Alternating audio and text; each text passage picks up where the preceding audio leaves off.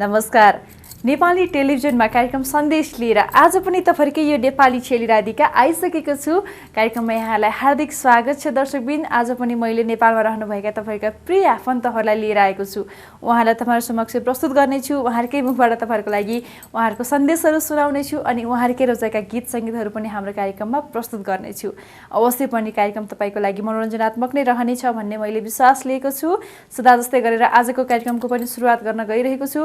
पहिलो सन्देशबाट जुन सन्देश रहेको छ नगेन्द्र थापाजीको सन्देश। उहाँले चाहिँ विशेष गरेर साउदी अरबमा कार्यरत रहनु भएको उहाँको साला राजु बरुवालजीको अनुरोधमा आफ्नो परिवारसहित आएर उहाँले सन्देश व्यक्त गर्दै हुनुहुन्छ। राजुजीले हामीलाई फोन गरेर रिक्वेस्ट गर्नुभएको थियो भिनाजुको परिवारको सन्देश देखाइदिनु होला भनेर। त्यही अनुसार उहाँले अहिले हेर्न पाउनु भएको छ आफ्नो भिनाजुलाई, दिदीलाई अनि भान्जीलाई पनि साथमा। र त्यसपछि अर्को सन्देश रहेको छ दर्शकबिन रूपन्देही बुटोलबाट निरजजीको सन्देश रहेको छ। उहाँले चाहिँ इजरायलमा कार्यरत रहनु भएको उहाँको मम्मी मीरा साकेजीको लागि आफ्नो सन्देश भन्दै हुनुहुन्छ। के भन्नुभएको छ उहाँहरूले तपाईहरुको लागि भनेर त्यो कुरा सुन्नको लागि तपाईलाई एकदमै आतुर भइसक्यो होला। त्यसैले अब हामी ढिला नगरिकन तपाईहरु समक्ष प्रस्तुत गर्दैछौं कार्यक्रम सन्देशको पहिलो सन्देशहरु स्वरूप यी सन्देशहरु। नमस्ते, म काठमाडौँबाट नगेन्द्र थापा बोल्दैछु। पहिला बुर्ने हुनुहुन्थ्यो, अहिले मेरो विचारमा युके सर्नवाला जेठान मेरो रामबहादुर गुरुङ बुद्धचोकमा घर हुने उहाँ अहिले युके हुनुपर्छ मेरो विचारमा। युकेजी गइसक्नु भयो होला। उहाँलाई धेरै धेरै सम्झना छ। दिदीलाई नमस्कार छ अनि के अरे नानीको भदैनीलाई एकदम सम्झना छ, आशीर्वाद छ। यतातिर सबै बहिनी अब सबै हामी परिवार एकदम सन्चै छौँ। र चाहिँ गणेश तपाईँको भान्जा गणेश पनि उता जापानबाट यो असारमा आउने कुरो छ। अनि सानो भान्जा दिनेश थापा अनि यो अस्ट्रेलियाको काम हुँदैछ। अरू सबै एकदम ठिकै छ। यतातिर सब अहिलेसम्म व्यापार बिजनेस राम्रो चलेको छ। अनि यसै गरी मेरो सालाजी साउदीमा हुने राजु बरुवालजीलाई तपाईँ रिक्वेस्टमा हामी उहाँबाट चाहिँ यहाँ अस्ति पनि फोन गर्नुभएको थियो। अहिले चाहिँ यो टाइम मिलाएर यहाँ आएर तपाईँलाई धेरै धेरै यहाँ सम्झना गर्दैछु। र चाहिँ त्यहाँको चाहिँ अब करिब पल्लो महिना त अब यो पल्लो महिना त तपाईँ छुट्टी आउने कुरो पनि थियो। आउनु यहाँ आएर राम्रो भेटघाट गरौँ, रमाइलो गरौँला। अहिले त्यही पनि अहिले चाहिँ एकदम प्रत्यक्ष तपाईँलाई देख्न मनलाई पनि लाग्यो होला भन्ने लागेर हामी यसो प्रत्यक्ष आउँदैछु। र चाहिँ यो गीताले तपाईँ भान्जी गीताले चाहिँ गीता दुनले मोबाइल भन्दैछ त्यो नबिर्सिनु होला।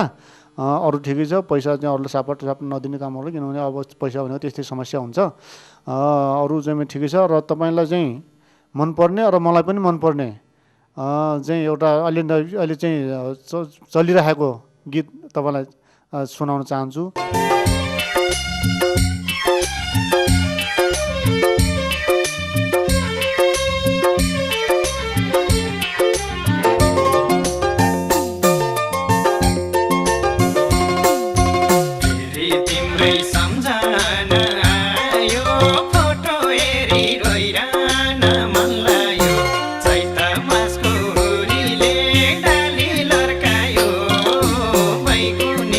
मायाले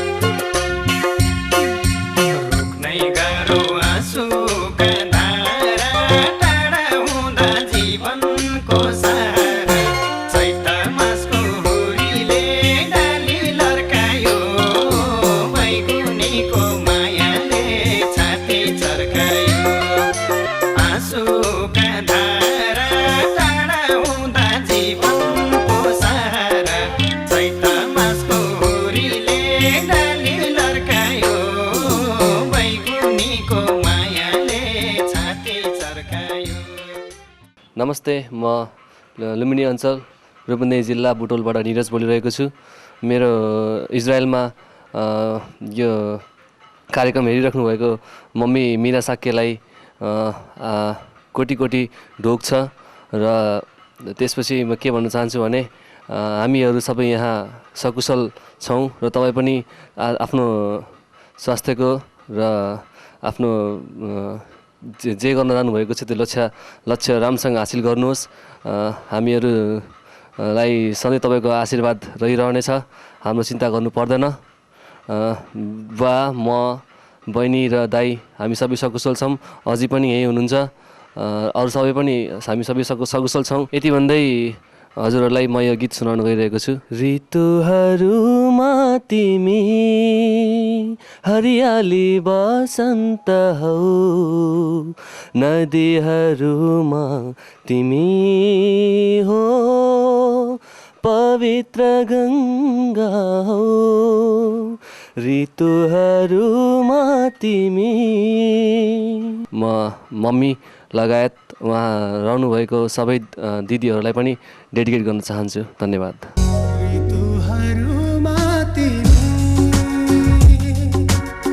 हरियाली वसन्त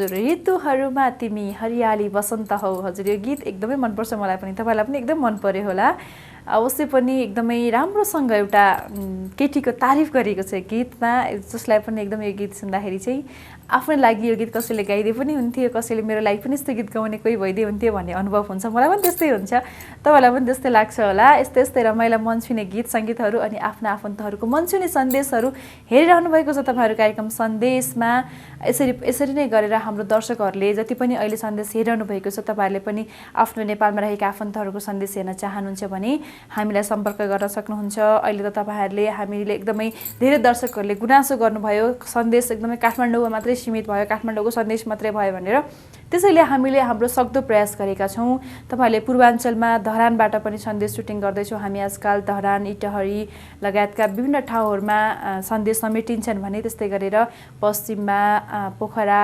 स्याङ्जा लगायतका सन्देशहरू पनि हामीले तपाईँहरू समक्ष प्रस्तुत गर्ने गर्छौँ र त्यस्तै गरेर बुटोल रूपन्देही जिल्लाका यो सम्पूर्ण ठाउँका सन्देशहरू पनि तपाईँहरूले हेरिरहनु भएको छ हाम्रो कार्यक्रम मार्फत र अझै पनि भविष्यमा हामी हाम्रो सन्देश कार्यक्रमलाई अझै विस्तार गर्नेछौँ नेपालका 14 अञ्चल 75 जिल्लाका नेपालीहरूको सन्देश चाहिँ तपाईँहरू समक्ष ल्याउन सकौँ हाम्रो पनि यही कामना हो त्यसमा तपाईँहरूले पनि हामीलाई साथ दिनुपर्ने हुन्छ दर्शक यति भन्दै अहिलेको लागि कार्यक्रममा पालो भएको छ एउटा छोटो ब्रेकको यो ब्रेक पछाडि फेरि पनि अन्य सन्देशहरू लिएर आउने नै छु त्यतिन्जेलसम्म प्रतीक्षा गर्नुहोला